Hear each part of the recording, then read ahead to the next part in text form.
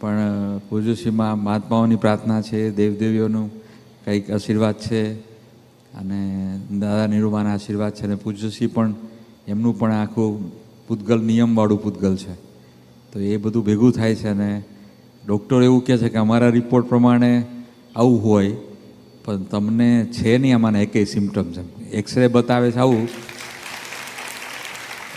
અને એમાં એવું લાગે કે કેવળ એમનું પોતાની ખાવામાં જે ડિસિપ્લિન છે કે જે તપ છે એનું આ પરિણામ આપણને દેખાય. કારણ કે વધારે પડતું આલ્કલીન ખાવાનું છે, ને આલ્કલીન ખાવાની આખી એક અસર આવે.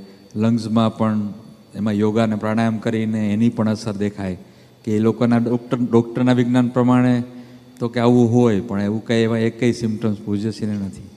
એટલે દેખીતા કારણા અને ના દેખીતામાં બધાની પ્રાર્થના અને આશીર્વાદ. પણ આખા થ્રુઆઉટ તબિયત ખૂબ જ સરસ રહેલી, કોઈ જાતની તકલીફ નહીં. બધા સેશનો બધું જ ફૂલ. આપણે નક્કી કર્યું હોય કે પૂજ્યશ્રીનું આટલું કરાવીશું તો વધારે કરી શકે, કારણ કે તબિયત જ સારી હોય. એટલે વધારે મહાત્માઓને લાભ મળે, વધારે મહાત્માઓને ચાન્સ મળે, વધારે દર્શન મળે. એટલે એ પણ ખૂબ સરસ થયું.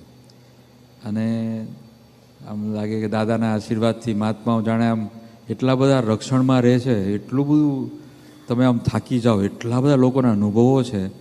એ વિધિથી કાંઈ ફેરફાર થઈ ગયો, પહેલાંથી દાદાને સોંપ્યું તો ફેરફાર થઈ ગયો, દાદા હાજર જ થઈ જાય છે. એક બહુ જ સરસ એક મુસલમાન ભાઈ છે, એનો અનુભવ બહુ સરસ હતો. અને એનો જ્ઞાનવાળો અનુભવ, પેલો નહીં કે દાદાના આશીર્વાદથી કામ સારું થઈ ગયું, એવો નહીં, જ્ઞાનવાળો અનુભવ.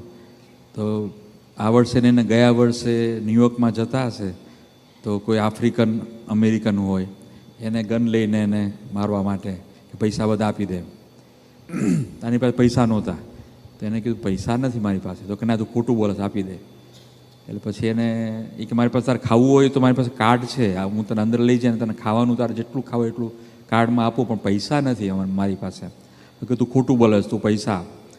એટલે આને અંદર ડર લાગવા માંડ્યો કે આ મારી પાસે પૈસા નથી, આને પૈસા જોવે છે, તો આ કંઈ ગોળી મારી ના દે એમ. અને તરત જ એને હાજર થયું કે હું તો શુદ્ધ આત્મા છું. જેવો ડર લાગ્યો એ જ મોમેન્ટ એને હાજર થયું કે ઓહો, હું તો શુદ્ધ આત્મા છું.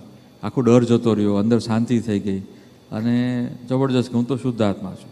એને જેવું શુદ્ધાત્મા અંદર ચાલુ થયું, બહાર નહોતો હોય લાઈ, અંદર જ જેવું અંદર ચાલુ થયું, અને તરત જ બીજી મિનિટે પેલો અત્યાર સુધી એકદમ એને ધમકી આપતો હતો, એના સાથે ગુસ્સેથી વાત કરતો હતો, એ એકદમ ફરી ગયો. એ કે જા, મારે તારા પાસે કાંઈ જોતું નથી, ખાવાનું જોતું નથી, પૈસા જોતા નથી, જા જતો રહે.